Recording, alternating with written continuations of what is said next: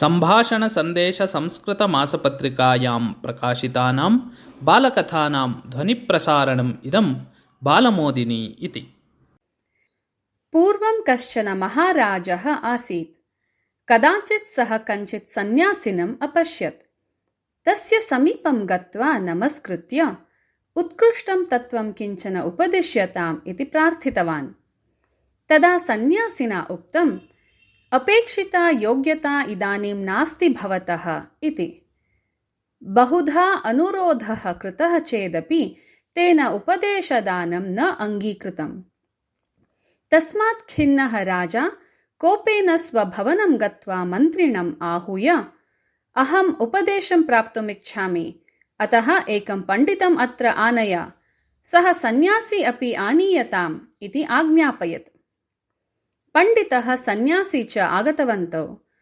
महाराजः सन्यासिनम् उद्दिश्य अवदत्, उपदेशं प्राप्तुम् उचितः कालः नास्ति इति भवता उक्तं ननु? अहम् इदानीम् एतस्य महापण्डितस्य मुखात् उपदेशं प्राप्स्यामि। तदा मम योग्यता अस्ति उत नास्ति इति ज्ञायेत इति। राजन्, योग्यता परीक्षणं क्षणमात्रेण एव भवितुम् अर्हति। अहं करिष्यामि तत्। तदर्थम् अनुज्ञा दीयताम् इति अवदत् सन्यासी। महाराजः अस्तु इति अवदत्। ततः महाराजम् अपृच्छत् सन्यासी, यदहं वदामि तत् कर्तुं भवान् सज्जः किम् इति। महाराजः सम्मतिं सूचितवान्। सन्यासी झटिति अग्रे गत्वा महाराजं सिंहासनात् बलात् अवतार्य स्वयं सिंहासनम् आरुह्य भटान् आदिष्टवान्, एतं महाराजं कारागृहे स्थापयत इति। भटाः तु आश्चर्येण पश्यन्तः तूष्णीं स्थितवन्तः। तावता महाराजः कोपेन एतं मूर्खं सन्यासिनं कारागृहे क्षिपत इति आज्ञापितवान्।